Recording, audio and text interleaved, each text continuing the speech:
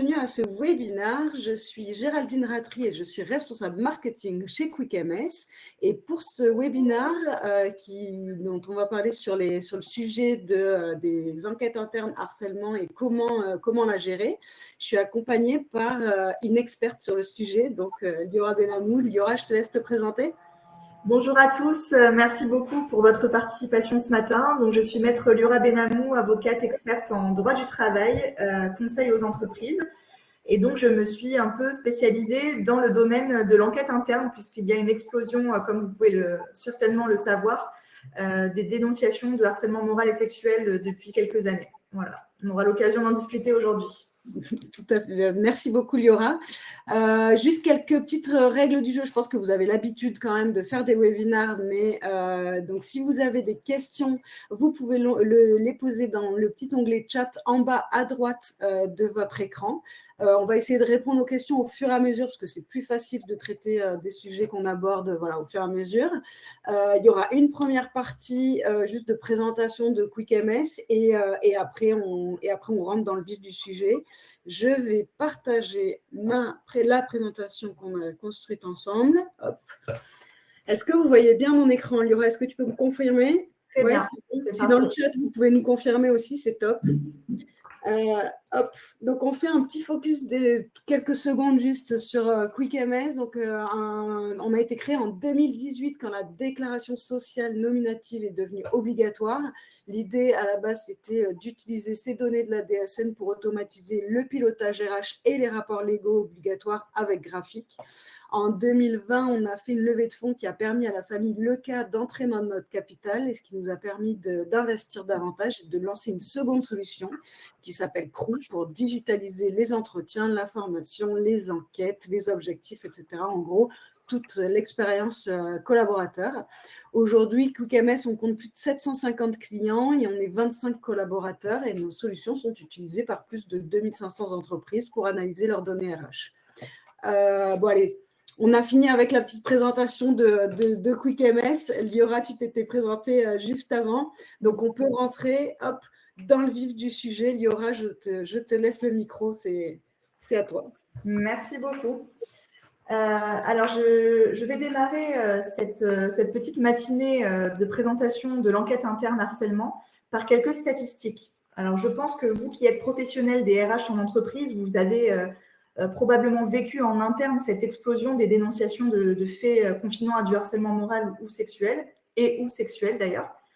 C'est vrai que depuis l'émergence des mouvements MeToo et Balance ton port, les salariés et donc les personnes, la population a vraiment délié leur langue et dénoncer plus facilement des faits dont ils ont souffert par le passé ou en cours.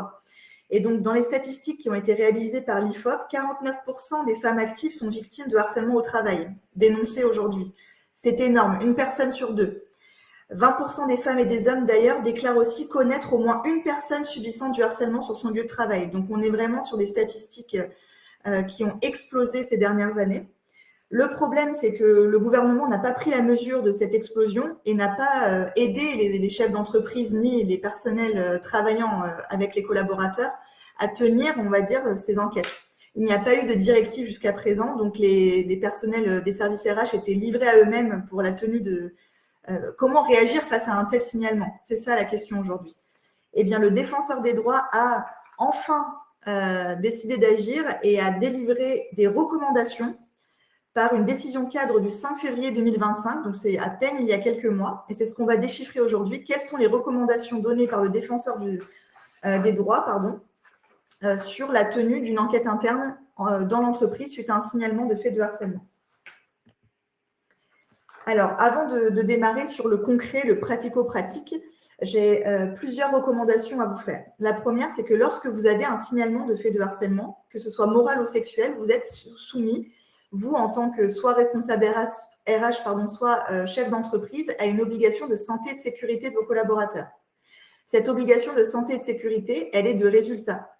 Donc, ça veut dire que si l'un de vos salariés agit au conseil de prud'homme contre vous pour manquement grave à cette obligation, vous pourriez être condamné. Vous pourriez également être condamné en faute inexcusable devant le tribunal judiciaire si il y a eu un accident de travail ou une maladie pro générée par ce signalement qui n'a pas été traité. Donc, la première chose vraiment à vous dire, c'est que vous avez un devoir, et non pas un droit, un devoir de prévention du risque professionnel qui passe notamment par la tenue d'une enquête interne. Et si vous avez plus de 50 collaborateurs en ETP, vous avez aussi une obligation de mettre en place une procédure d'enquête interne dans votre règlement intérieur. N'oubliez pas de le faire, bien sûr, en association avec vos élus, puisque si vous êtes plus de 50, il est fort probable que vous ayez des élus du personnel en place. Alors, concrètement, comment mener une enquête interne suite à un signalement?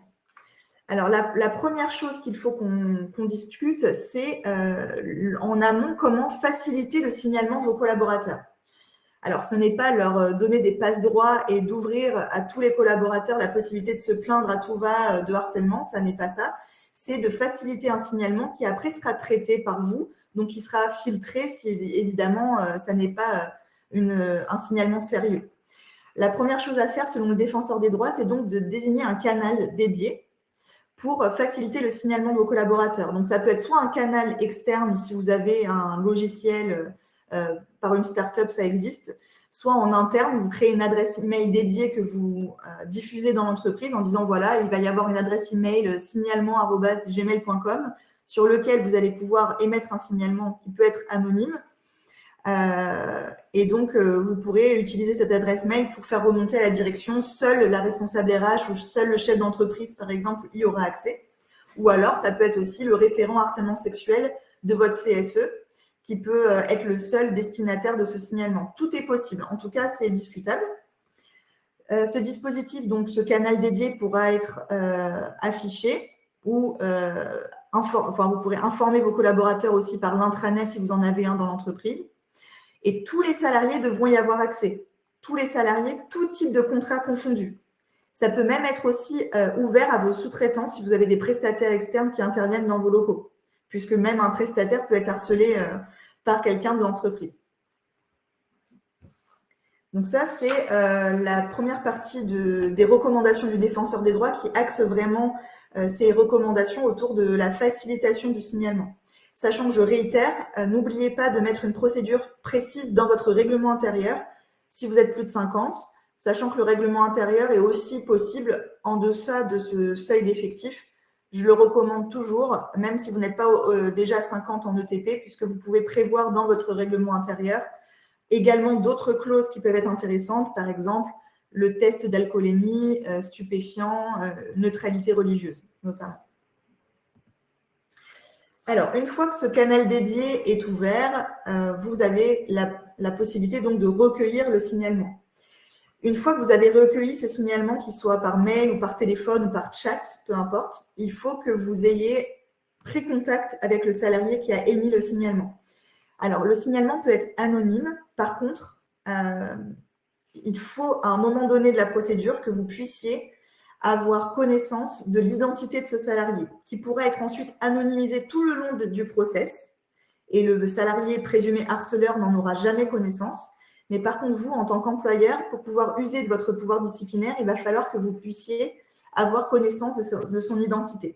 Donc, si le signalement n'est pas anonymisé, en tout cas, vous pouvez solliciter de ce salarié un écrit plus détaillé, plus circonstancié s'il le faut, avec des dates, des noms d'éventuels témoins et des éléments probants. À ce stade-là, c'est important de les demander puisque ça va être ces éléments-là, ce faisceau d'indices qui va vous permettre ensuite de tenir l'enquête et de poser des questions orientées aux témoins et aux présumés harceleurs.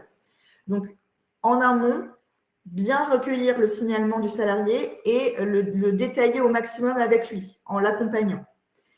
Une fois que cet écrit vous est remis, le défenseur des droits donne une temporalité à l'ouverture de l'enquête interne, ce qui n'existait pas jusqu'à présent. Le défenseur des droits dit, une fois que le signalement est recueilli, vous avez 2 mois, et c'est un délai raisonnable maximal pour ouvrir l'enquête interne. Bien sûr, une fois que le signalement est recueilli et que l'enquête interne s'ouvre, il va falloir que vous preniez des mesures. Vous n'allez pas pouvoir laisser les salariés se côtoyer le temps de l'enquête interne puisque ça crée des risques psychosociaux développés, déployés. Donc, le salarié qui est présumé victime à ce stade, puisqu'on ne parle que de présomption, soit voilà, soit les faits ne sont vraiment pas suffisamment étayés et l'enquête interne est là pour le faire, et donc vous allez écarter des postes de travail les salariés présumés victimes et présumés harceleurs, soit par un aménagement de poste, soit par un aménagement d'horaire, soit par du télétravail, soit même par une suspension d'activité rémunérée du présumé harceleur, soit vraiment le signalement est extrêmement circonstancié et détaillé, et qu'il y a une forte présomption que les faits soient qualifiés de harcèlement moral ou sexuel. Et dans ce cas-là, vous pouvez déjà mettre à pied à titre conservatoire le salarié ou les salariés présumés harceleurs, le temps de l'enquête interne. La mise à pied conservatoire, ça n'est pas une sanction, pour rappel, c'est un retrait du poste non rémunéré le temps de l'enquête. Si, suite à l'enquête, vous licenciez le salarié pour faute grave, cette période de mise à pied ne sera pas rémunérée. En revanche, si vous changez d'avis et qu'à l'issue de l'enquête, finalement, le harcèlement n'est pas caractérisé, il reviendra sur son poste et vous rémunérerez cette période. Donc, tout est vraiment malléable à ce stade. L'idéal, c'est d'associer d'ores et déjà le médecin du travail à votre démarche. Donc, vous allez informer le médecin du travail qu'une enquête interne va être ouverte suite à un signalement de fait de harcèlement. C'est très important puisque le médecin du travail pourrait vous solliciter pour faire intervenir, par exemple, un psychologue du travail pour vos salariés, les accompagner dans la démarche si les faits sont d'une extrême gravité.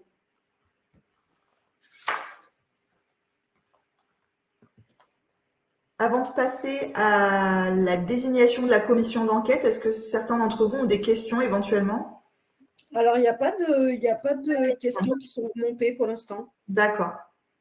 Tu peux Okay. continuer. Donc, je continue.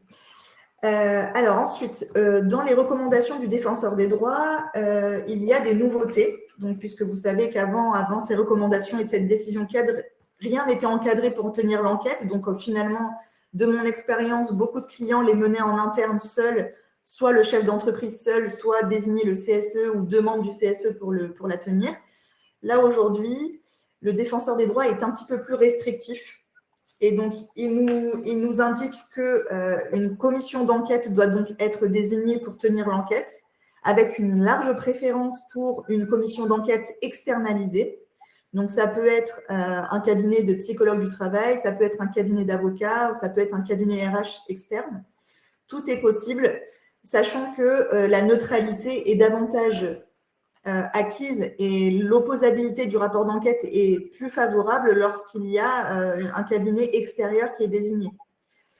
Alors, je me permets, Liora, on a une question qui est remontée entre-temps, parce que tu parlais tout à l'heure de faits probants. À quel moment on parle de faits probants?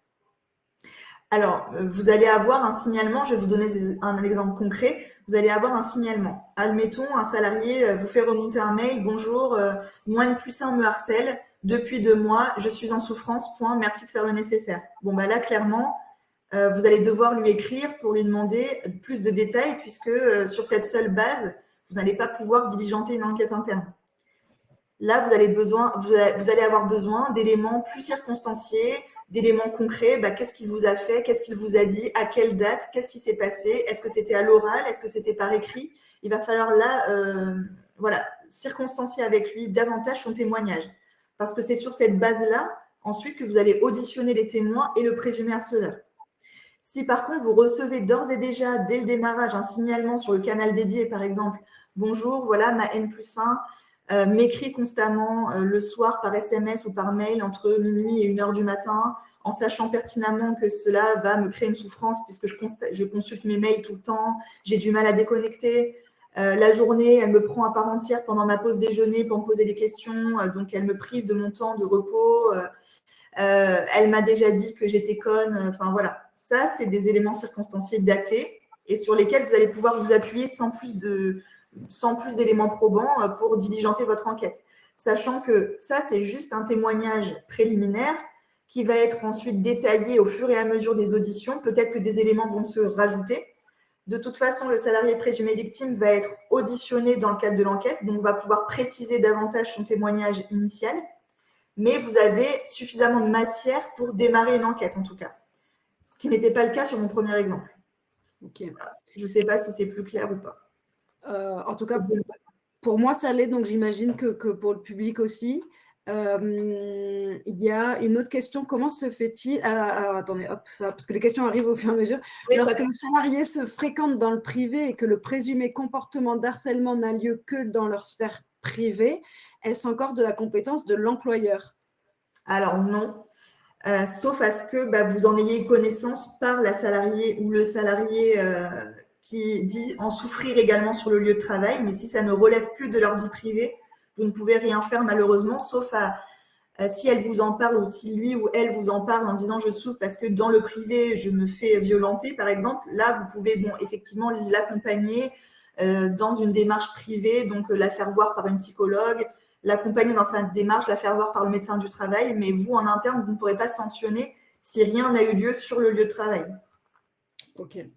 Et du coup, il y a une autre question sur la médecine du travail. Là, comment se fait-il que la médecine du travail refuse catégoriquement de communiquer aux salariés victimes les éléments relatifs au harcèlement le concernant, comme le rapport du psychologue du travail, etc. Alors ça, c'est pas normal, effectivement. Ça, c'est pas normal. Si le salarié victime demande son propre dossier au service de santé, si c'est lui-même qui est en demande de son propre dossier médical, de toute façon, avec le RGPD, le service de santé est dans l'obligation de lui transmettre.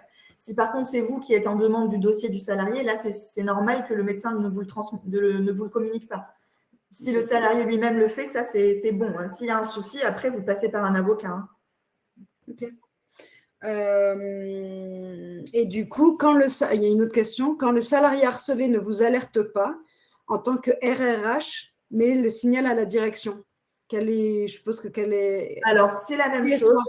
C'est un signalement qui a été fait à la direction en globalité. Hein. Alors, vous faites partie en tant que RRH, effectivement, de la direction, mais si le gérant a été mis au courant, l'obligation de santé et de sécurité lui appartient également. Hein. C'est lui, d'ailleurs, qui est responsable à titre personnel, puisque c'est lui qui a les pleins pouvoirs, normalement, dans la société pour engager la responsabilité de la société. Donc, il faut vous mettre en accord avec le gérant, la direction, le président pour diligenter une enquête.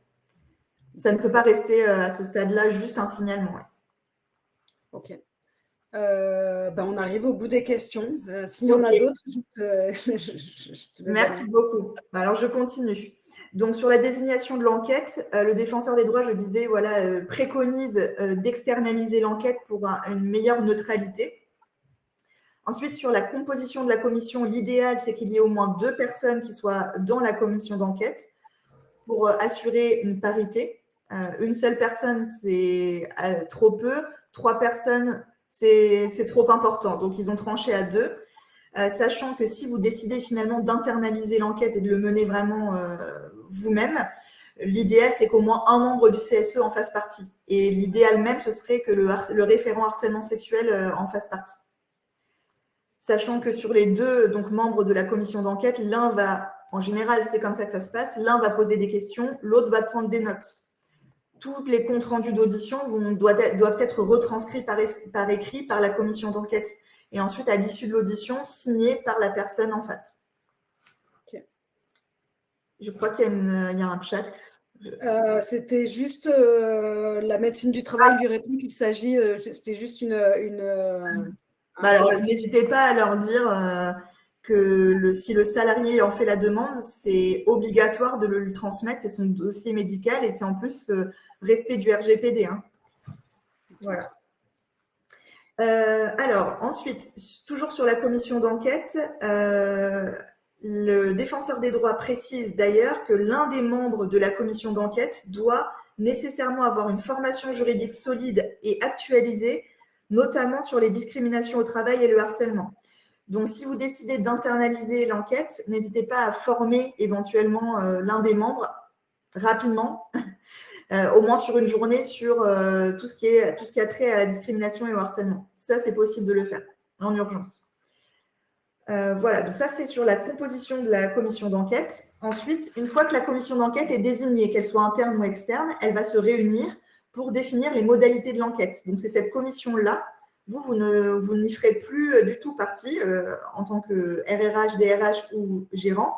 C'est vraiment la commission d'enquête qui va se réunir seule pour définir la liste des témoins, le calendrier des auditions, donc à quelle date on convoque, telle et telle personne, et ensuite la tenue de la réunion finale de la commission d'enquête qui va permettre de rédiger le rapport d'enquête. Donc, 3 étapes pour la commission d'enquête: définir la liste des témoins, le calendrier des auditions et la date du rendu du rapport d'enquête.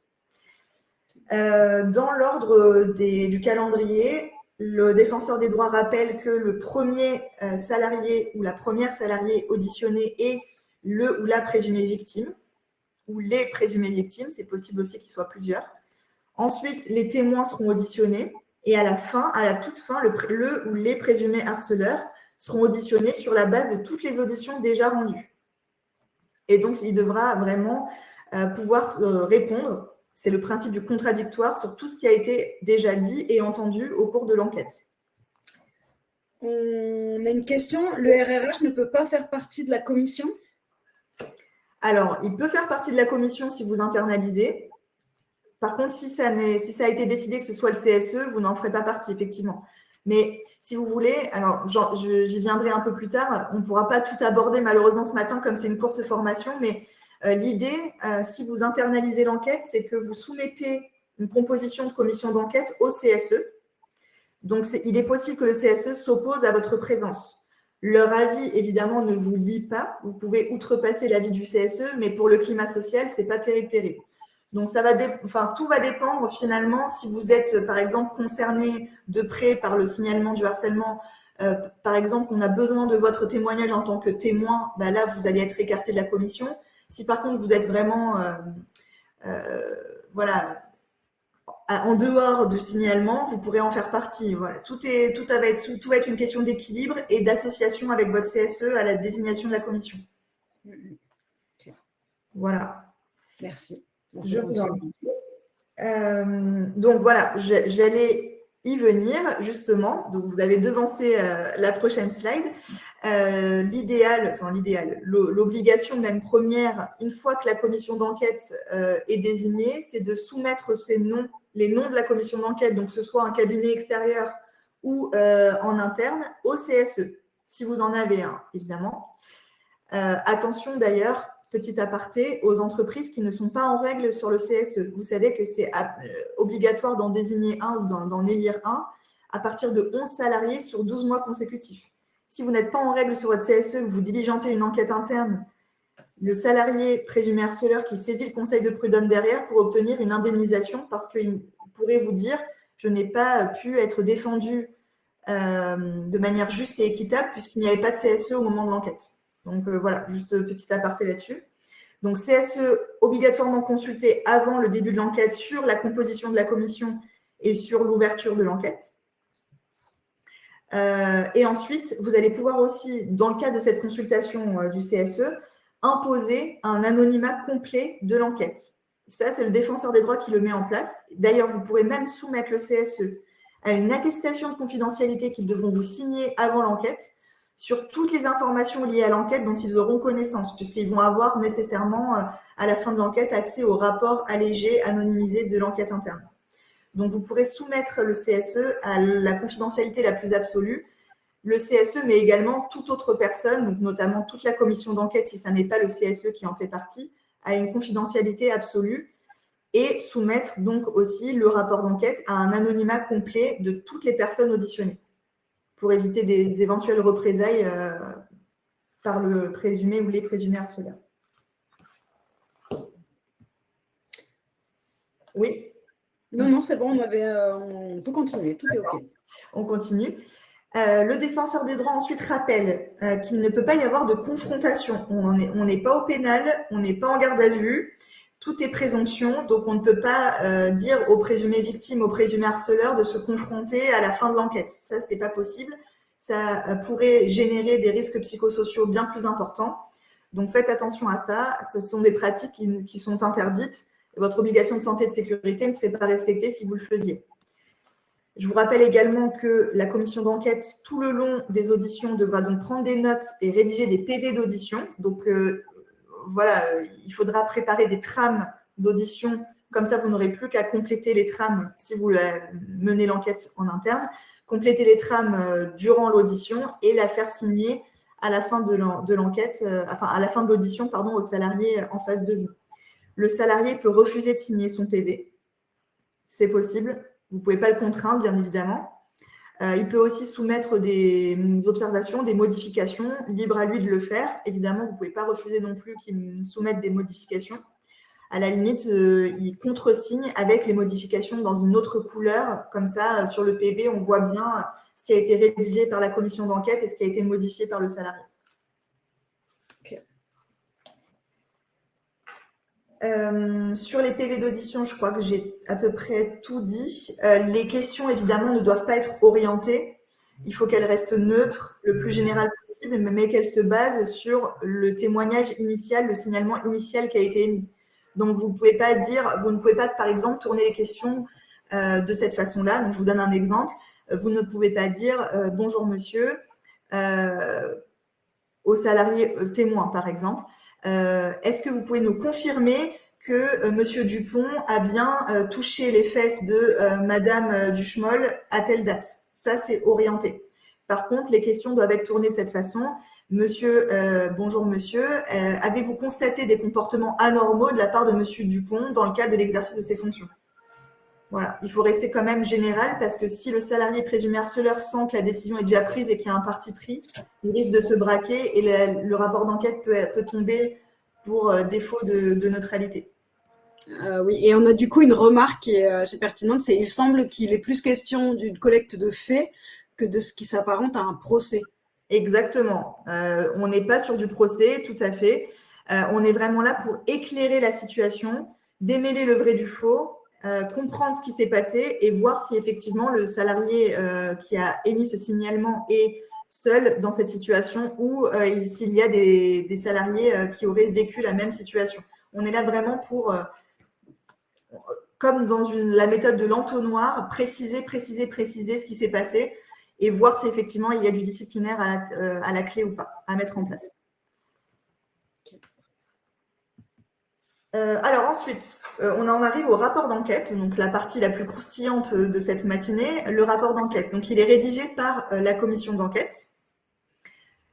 Attention, ce rapport d'enquête doit rester effectivement neutre, donc reprise des faits, mot pour mot, et par contre, qualification ou non, selon la définition du Code du travail, d'harcèlement moral ou sexuel.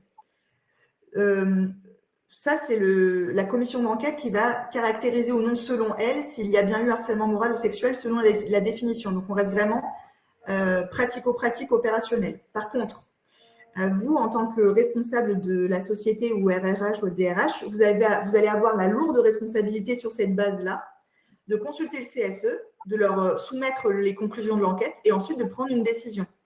Il ne faut surtout pas minimiser les faits.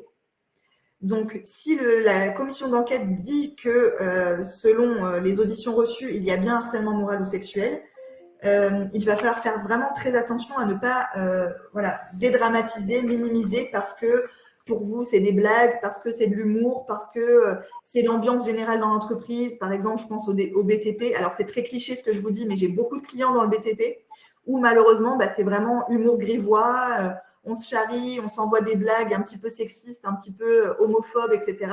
Ça, c'est plus possible en 2025. Donc, on ne minimise pas les susceptibilités comme j'ai pu l'entendre parfois chez certains clients. S'il y a eu des propos qui ont dépassé la limite de la liberté d'expression, on sanctionne. N'hésitez pas, si vous sentez que vous êtes un petit peu dans l'incapacité de trancher, à vous faire accompagner. Alors, soit par c'est pas du tout pour vous vendre mes services, hein, mais c'est vraiment pour protéger vos intérêts. N'hésitez pas à vous faire accompagner pour qualifier juridiquement les faits qui vous sont remis suite au rapport d'enquête. Ça peut vous rassurer et ça peut aussi limiter le risque contentieux derrière. Ok. Alors, de ma pratique également, voilà, ce que j'ai vu aussi, alors voilà, pour petite information, petit aparté, je fais partie aussi de l'Association nationale des enquêteurs en droit social en France.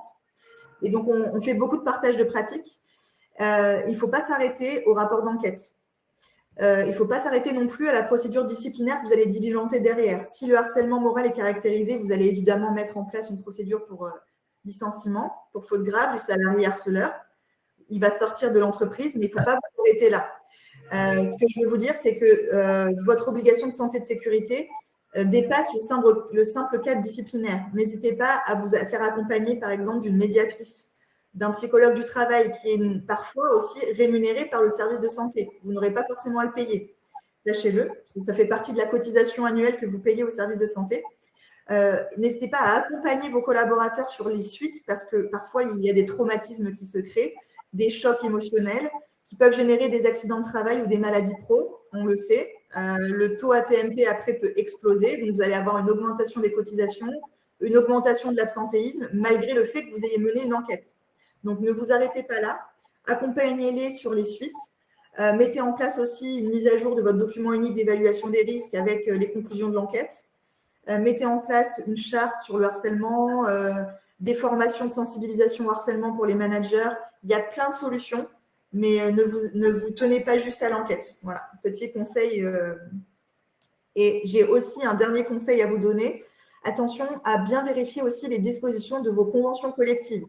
Parce que parfois, les partenaires sociaux de branche négocient aussi entre eux des dispositions spécifiques sur le harcèlement, avec des procédures spécifiques à suivre qui peuvent vous être reprochées si ça n'a pas été fait. Donc, n'hésitez pas à jeter un œil aussi à vos conventions collectives. Voilà. Et ben, ouais, est-ce que vous avez des questions? Est-ce que vous souhaitez aller plus loin ou pas? Je crois qu'on est arrivé au bout. Il n'y a plus de questions non plus. Donc tu as dû répondre à toutes les questions. Moi, alors, je veux une petite question. Excuse-moi, Géraldine. Le directeur peut-il en faire partie? Alors, le directeur, je vais préciser, si c'est le directeur général qui est donc mandataire et actionnaire de l'entreprise, c'est non, parce qu'il est assimilé à l'employeur. Par contre, si c'est DRH, DAF, directeur commercial, ça pourquoi pas s'ils ne sont pas apparentés au signalement. C'est ce que je vous disais tout à l'heure. Je ne sais pas si j'ai répondu. Moi, je pense. Est-ce qu'on peut informer les services de police? Une nouvelle question. Alors, oui, vous pouvez informer les services de police. Par contre, vous ne pouvez pas vous porter garant de la victime. Donc, les services de police sont intéressants à faire venir en entreprise si, par exemple, l'un des salariés présumés harceleurs, par exemple, commence à tout casser, agresser verbalement, agresser physiquement. Là, vous pouvez faire intervenir un OPJ, un officier de police judiciaire. Par contre, si la salariée ou le salarié présumé victime souhaite porter plainte, il doit le faire seul. Vous ne pouvez pas, vous, en tant qu'employeur, intervenir à sa place. Voilà. Du coup, il y a des questions qui tombent au fur et à mesure. Hop, on va juste attendre de voir s'il y a d'autres questions.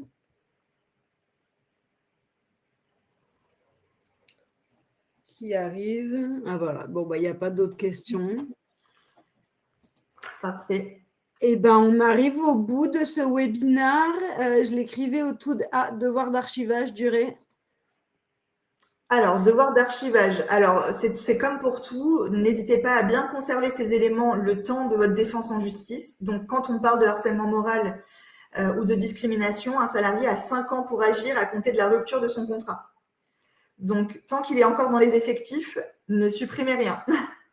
Vous conservez bien tout entre vos mains. Si par contre, tous les salariés concernés présumés victimes ou harceleurs, c'est bien 5 ans à compter de la rupture du contrat. Donc, conservez-les bien pour votre défense. Ok, ça marche, parfait. Du coup, je le disais en début de webinaire, mais on va envoyer le replay avec la présentation cet après-midi ou demain. Voilà, donc après, il y aura les coordonnées de Maître Benamou si vous souhaitez la contacter directement pour si vous avez un sujet à aborder avec elle. Il ne nous reste plus qu'à vous remercier. Et bien, merci beaucoup, Maître. Merci à vous. Merci beaucoup pour votre attention. Et puis, on vous souhaite une bonne journée. Petite question qui arrive encore. On prend la dernière. Allez, on prend la dernière. Les plaintes ne sont pas très efficaces, y compris en cas d'agression physique couplée au harcèlement. Si le harceleur n'a pas blessé gravement, la plainte est souvent classée sans suite. Ah oui, alors ça, on passe sur le levier pénal, malheureusement, effectivement.